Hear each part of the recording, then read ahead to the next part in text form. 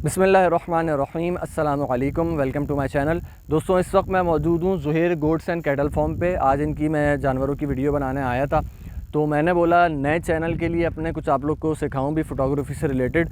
वैसे अभी तक मेरे चैनल की मोनेटाइजेशन ऑन नहीं हुई है, इसलिए मैंने जो है बीच में वीडियोस बनाना छोड़ दी थी, क्योंकि जितनी भी है मैं आपको चीज़ें सिखा रहा हूँ ना, ये मैं अपने 1 डेढ़ 2 साल का जो मेरा एक्सपीरियंस है उससे सिखा रहा हूँ। और ये सारी चीज़ें पेड कोर्सेज़ में भी मैंने जो देखे हैं ना, ऑनलाइन पेड कोर्सेज़, उनमें भी लोग नहीं सिखा रहे हैं। और हमारी फ़ील्ड में तो खैर कोई सिखाता ही नहीं है, लेकिन मैंने बोला चलो यार, इसके चक्कर में कि मैं जो इंतज़ार करूँ मोनेटाइजेशन ऑन होने का, तो आप लोग में से बहुत सारे जो सब्सक्राइबर्स हैं मेरे, जो वेट कर रहे हैं इन वीडियोस का, उनका बिला वजह में नुकसान हो रहा है। बट आई होप कि अब आप लोग जो है मेरी वीडियोस को जल्दी जल्दी पूरा वॉच करेंगे। 1000 घंटे का वॉच टाइम अभी भी रहता है मेरे चैनल का, उसके बाद मैं अप्लाई कर सकूँगा। खैर, ज़्यादा लंबी बात नहीं करते, वीडियो के टॉपिक की तरफ आता हूँ। आज मैं आपको एक बहुत ही ज़बरदस्त चीज़ शेयर करने वाला हूँ, और वो है 4 टेक्निक्स। 4 नहीं बल्कि एक बोनस टिप आखिर में एक और 5वीं भी शेयर कर दूँगा कि आपने अपने फुटेजेस के अंदर या अपनी फ़ोटोग्राफ़ी में, पिक्चर्स के अंदर बैकग्राउंड को ब्लर कैसे करना है। अच्छा, नॉर्मली जो होता है वो बैकग्राउंड ब्लर किया जाता है वाइड ओपन अपर्चर से, जो कि हमारी पहली ट्रिक आप यूँ समझ लें। उसके लिए आपको बहुत ज़्यादा महंगे लेंसेज ख़रीदने पड़ते हैं, जिनके अपर्चर जो है ना वो वाइड ओपन हो। वो जो, अगर आप प्राइम लेंस में बात करें तो कम से कम भी 16-17 हज़ार रुपये से 50 mm का प्राइम लेंस स्टार्ट होता है, जो कि आपको बॉडी से अलहदा ख़रीदना पड़ता है, किट लेंस के तौर पर नहीं आता। लेकिन आज मैं जो आपको और आगे जाके तरीके बताने वाला हूँ, उसमें आप एक किट लेंस के ज़रिए ही अच्छे तरीके से जो है ना वो ब्लरी बैकग्राउंड ले सकते हैं। हाँ, उस मुकाबले का नहीं होगा, लेकिन ब्लरी ज़रूर होगा। नॉर्मली जब एक बंदा क्या करता है, एक नया कैमरा ख़रीदता है, उसमें 18-55 का किट लेंस आता है, या अगर ये मैं M50 की बात करूं तो उसमें 15-45 जो है ना mm का किट लेंस आता है। अब उसके अंदर अपर्चर इतना ख़राब होता है, 3.5 से स्टार्टिंग होता है उसका अपर्चर। अपर्चर क्या होता है, पहले मैं बार बार ये बात बता रहा हूँ। तो अपर्चर के मुतालिक भाई ये सुन लें आप कि मैंने एक पहले वीडियो बनाई हुई है इन डिटेल, उसका लिंक आपको डिस्क्रिप्शन में दे दूँगा। अगर हम अपर्चर की भी डिटेल में भी जाएंगे तो ये वीडियो बहुत ज़्यादा ही लेंदी हो जाएगी, तो वो आप लोग अपर्चर को अगर इन डिटेल समझना चाहते हैं तो वो वीडियो देख लें। अपर्चर, ISO, शटर स्पीड, सारी चीज़ें सिखाई हुई हैं। इन शॉर्ट यूँ समझ लें कि लेंस की जो विंडो होती है, खिड़की होती है, उसको अपर्चर कहते हैं। एक लाइन में मैंने आपको समझा दिया। अब मैं ये बता रहा था कि पहली चीज़ तो यह है कि आपके पास वाइड ओपन अपर्चर जितना ज़्यादा होगा, उतना ज़्यादा आपका जो है वो ब्लरी बैकग्राउंड होगा। जैसे कि इसका है, ये मेरे पास 70-200 लेंस लगा हुआ है, इसका भी बहुत ज़्यादा वाइड नहीं है, लेकिन 2.8 है। तो मैं आपको जो है ना इसका 2.8 के ऊपर एक पिक्चर क्लिक करता हूँ। अच्छा, बाय द वे, मैंने कोई जानवर यहाँ पे खड़ा नहीं किया है, क्योंकि जानवर जो है वो एक जगह खड़ा नहीं हो सकता। मैंने अपने GoPro को जो है ना वो सब्जेक्ट बना दिया है, तो सब्जेक्ट देख सकता है, सब्जेक्ट सुन भी सकता है, लेकिन सब्जेक्ट बोल नहीं सकता, लेकिन स्टिल खड़ा रहेगा एक ही जगह पे, तो आपको सारी चीज़ें समझ में आएंगी। अब मैं f2.8 पर इसकी एक पिक्चर लेता हूँ और वो मैं आपको दिखाता हूँ। ये जो आप अभी पिक्चर देख रहे हैं, ये f2.8 पर मैंने ली है, और 70 mm डिस्टेंस से मेरा 70 mm के ऊपर जो है ना मैंने ये इसकी पिक्चर ली है f2.8 के ऊपर। तो अभी आप इसका जो ब्लर है उसकी कंडीशन देख सकते हैं। इसी जगह पे अगर मैं इसका किट लेंस यूज़ करूँगा f3.5, तो इसकी ब्लर की अमाउंट बहुत ज़्यादा कम हो जाएगी, ठीक है। अच्छा, अभी मैं आपको जो है ना इसका f3.5 जो एक किट लेंस के अंदर अपर्चर होता है 15-45 में या 18-55 में, उस अपर्चर के ऊपर ज़रा क्लिक करके दिखाता हूँ, तो आपको ब्लर का पता चलेगा। और उसके बाद मैं आपको कम अपर्चर के ऊपर क्लिक करके दिखाऊंगा, ताकि आपको दोनों का डिफरेंस का आइडिया हो। अभी जो मैं पिक्चर ले रहा हूँ ये f3.5 पर है, ठीक है। ये जो पिक्चर आप देख रहे हैं f3.5 पे है।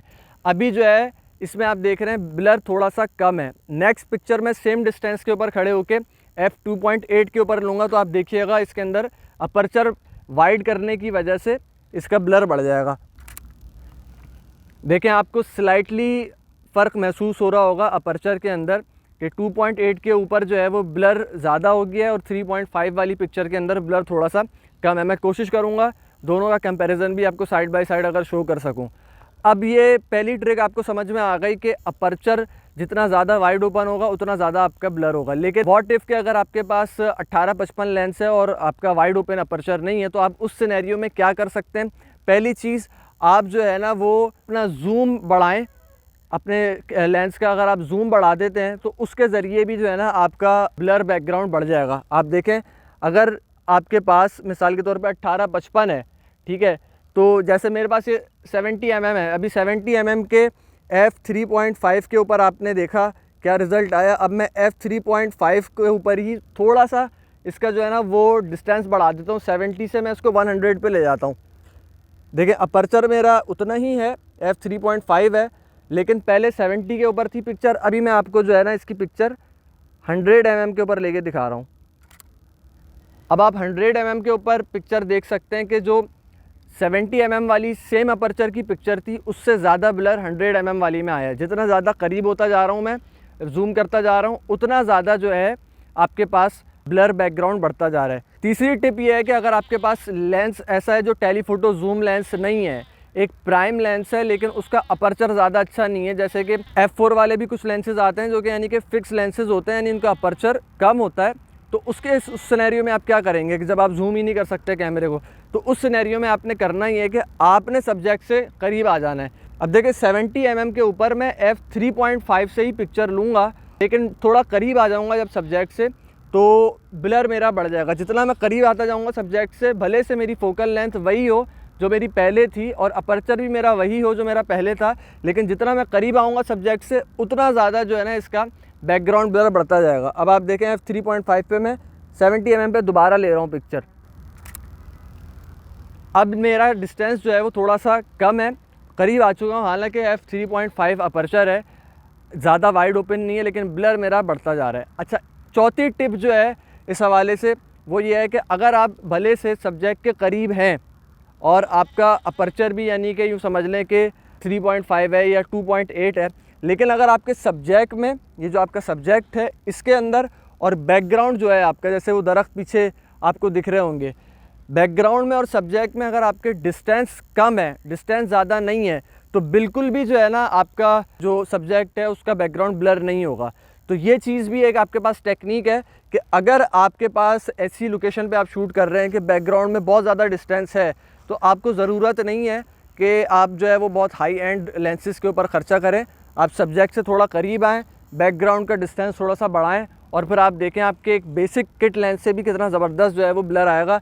अब देखें यहाँ पे पहले से ही बैकग्राउंड जो है ना वो बहुत ज़्यादा, इसलिए आपको सारी पिक्चर्स के अंदर ब्लर ज़्यादा नज़र आ रहा होगा। अगर मैं इसको कैमरे को अपना थोड़ा सा सब्जेक्ट को ऐसे करता हूँ किसी बैकग्राउंड पे जो बिल्कुल इससे करीब हो, लेट्स से हम ये ले लेते हैं, इस दरख्त को ले लेते हैं अपने बैकग्राउंड के तौर पे, और ये देखें ये अब दरख्त चूँकि बिल्कुल इससे करीब है, और अब मैं लेता हूँ यहाँ पे f3.5 के ऊपर 70 mm के ऊपर ही रखे, लेकिन बैकग्राउंड का चूँकि डिस्टेंस सब्जेक्ट से कम हो गया है, तो अब आप देखिएगा ब्लर भी जो है ना जो पीछे दरख्त है वो बहुत कम ब्लर दिखेगा। अब इस पिक्चर के अंदर आप देख सकते हैं कि जो पीछे दरख्त है वो भी साथ साथ नज़र आ रहा है, क्योंकि जो है वो डिस्टेंस जो है दरख्त में और जो हमारा गोप्रो है इसके अंदर बहुत कम रह गया है।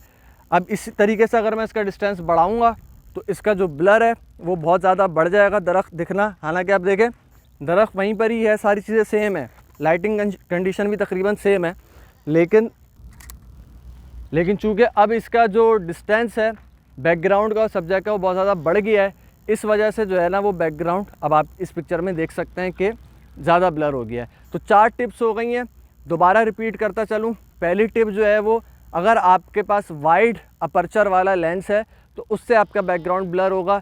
दूसरी टिप ये है कि आप सब्जेक्ट के जो है ना ज़्यादा करीब चले जाएं, बैकग्राउंड का डिस्टेंस ज़्यादा रखें, तीसरी टिप। और चौथी टिप ये है कि अगर आप सब्जेक्ट के करीब नहीं जा सकते, कंडीशन ऐसी है और बैकग्राउंड भी ज़्यादा डिस्टेंस नहीं रख सकते, तो फिर वहाँ पे जूम लेंसेज काम आते हैं कि आपने जूम ज़्यादा करना है। जैसे मैंने आपको 100 के ऊपर 100 mm पे एक पिक्चर लेके दिखाई, जितना ज़्यादा जूम करेंगे एक तरीके से उतना ज़्यादा आप ऑटोमेटिकली सब्जेक्ट से करीब पहुँचते जा रहे हैं, तो इसलिए सब्जेक्ट फोकस में आता जाएगा आपका और बैकग्राउंड जो है वो आपका ब्लर होता जाएगा। 5वीं टिप ये है कि अगर आपके एक सब्जेक्ट होगा आपके फ्रेम में ना, तो वो ज़्यादा अच्छे तरीके से बैकग्राउंड आपको ब्लर मिलेगा। अगर आपके पास मल्टीपल सब्जेक्ट्स हैं, फॉर एग्ज़ाम्पल इस गोप्रो के पीछे यहाँ पे मैं एक बंदे को बिल्कुल थोड़े से डिस्टेंस से खड़ा कर देता हूँ, और अगर मैं चाहता हूँ कि जो पीछे खड़ा हुआ बंदा है वो ब्लर में आ जाए बिल्कुल, तो ऐसा नहीं होगा जब तक मेरा अपर्चर बहुत ज़्यादा वाइड नहीं हो, क्योंकि डिस्टेंस जो है वो पीछे वाले बंदे में भी कम है, तो वो बंदा भी जो है वो एक तरीके से आपका बैकग्राउंड है। तो इसलिए जो है आपका बैकग्राउंड और सब्जेक्ट के दरमियान डिस्टेंस ज़्यादा होना चाहिए या फिर आपका अपर्चर वाइड ओपन होना चाहिए। आई होप कि मैंने इजीली आपको समझा दिया है। अगर कोई चीज़ समझ में नहीं आई हो, ये वीडियो रिपीटेडली देख लें, बहुत ज़्यादा इन्फॉर्मेटिव वीडियो है। और इस चीज़ को जब आप प्रैक्टिस करेंगे किसी छोटे से छोटे कैमरे के ऊपर भी और इवन के मोबाइल के अंदर भी, जिन मोबाइल्स के अंदर आपको मैनुअल सेटिंग्स मिल जाती हैं अपर्चर की या शटर स्पीड वगैरह की, तो उसके अंदर आप जो है ना ये चीज़ें देख सकते हैं, ट्रिक्स हैं सारी, आप इजीली कर सकते हैं। अगर आपको वीडियो पसंद आई है तो काइंडली लाइक एंड शेयर ज़रूर करिएगा और मज़ीद ऐसी वीडियोज़ के लिए मेरे चैनल मोहम्मद मुज़म्मिल शेख को सब्सक्राइब कर लें। Thank you so much. अस्सलाम वालेकुम।